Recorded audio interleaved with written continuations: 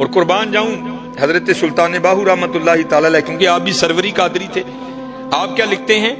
آپ فرماتے ہیں نہ میں جوگی نہ میں جنگم نہ میں چلا کمایا ہوں، نہ میں پاج مسیتی وڑیا نہ تسبیح کھڑکایا ہوں۔ ایسا مطلب ہے نہیں، کچھ جاہل لوگ اس سے یہ مراد لیتے ہیں کہ جی مسجد چ نہ جاؤ۔ ان کی مراد یہ ہے جس طرح ہم مسجد میں آتے ہیں، وہ کہتے ہیں ہم تمہاری طرح نہیں گئے کبھی چودھری بن کے، ہم جب بھی مسجد میں گئے ہم عبد بن کے گئے۔ ہم یہ نہیں اس کا مطلب کہ وہ مسجد میں نہیں گئے، یا اس کا یہ مطلب نہیں کہ انہوں نے تسبیح نہیں پھیری، نہیں، انہوں نے وہ والی تسبیح نہیں پھیری کہ تسبیح پھری پر دل نہیں پھریا کہ لینا تسبیح پھڑ کے ہوئی، نہیں، حضرت تسبیح بھی پھرتی تھی، ساتھ ان کا دل بھی پھرتا تھا حضرت۔ تو آپ آگے لکھتے کیا ہیں؟ نہ میں جوگی نہ میں جنگم نہ میں چلا کمایا ہوں، نہ میں پج مسیتی وڑیا نہ تسبیح کھڑکایا ہوں۔ عرض کیتی حضور پھر ساری زندگی کیتا کی؟ فرماندے نے ہاں ہے کیتا ہی، جو دم غافل سو دم کافر مرشد فرمایا ہو۔ اب حضرت ذرا بڑوں کی سنو، میں ایک دن تفسیر پڑھ رہا تھا، بڑا رویا پڑھ کے یار، کیسے لوگ تھے وہ۔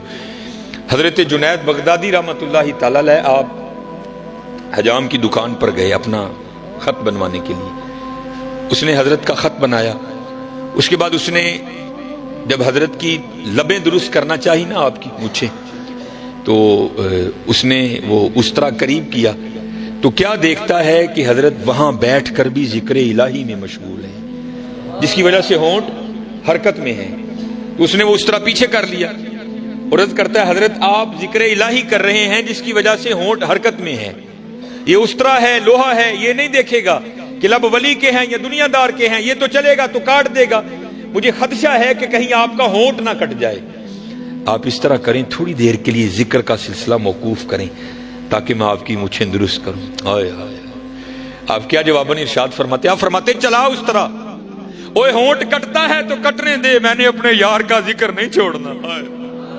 یہ تو تھے جنید۔ اب ذرا باجزید کی بھی سنو، دونوں کو اقبال لائے نا، جب حضور کی نعت لکھی نا اقبال نے، تو اقبال کیا لکھتے ہیں؟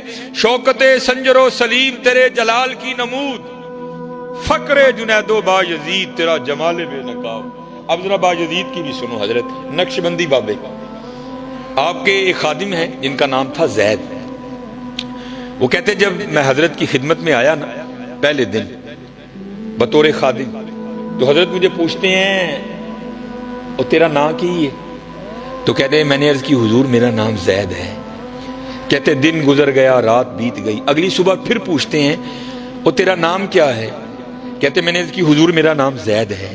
کہتے دن گزر گیا رات بیت گئی، تیسری صبح پھر پوچھتے ہیں، کہتے میں نے عرض کی حضور زید ہے۔ دن گزر گیا رات بیت گئی، چوتھی صبح پھر پوچھتے ہیں، کہتے 20 سال تک یہی معمول رہا، حضرت روز نام پوچھتے پھر بھول جاتے، اگلی صبح پھر پوچھتے پھر بھول جاتے۔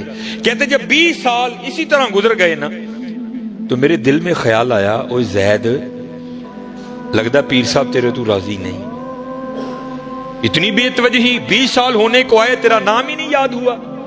تو کہتے میں روتا روتا حضرت کی خدمت میں گیا، حضور مجھ سے کون سی خطا ہوئی، ایسی بے توجہی؟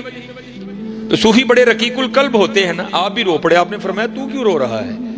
عرض کی حضور میرے لیے تو رونے کا مقام ہے، 20 سال ہو گئے اپنے پیر کی خدمت کرتے کرتے، ایسی بے توجہی، جو سب سے زیادہ قریب ہے اس کا نام پھر نہیں یاد۔ یہ تو اس بات کی دلیل ہے کہ آپ مجھ سے سخت ناراض ہیں۔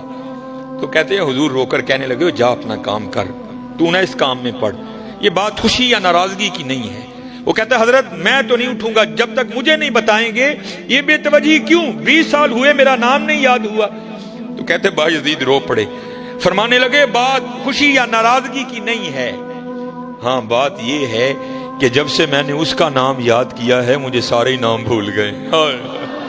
یہاں پھر حضور بلے شاہ لکھتے ہیں سیو نی مینو رانجھا سدو، سیو نی مینو رانجھا سدو، ہیر نہ آکھو کوئی، رانجھا رانجھا کر دی میں آپ پہ رانجھا ہوئی۔ ہاں یار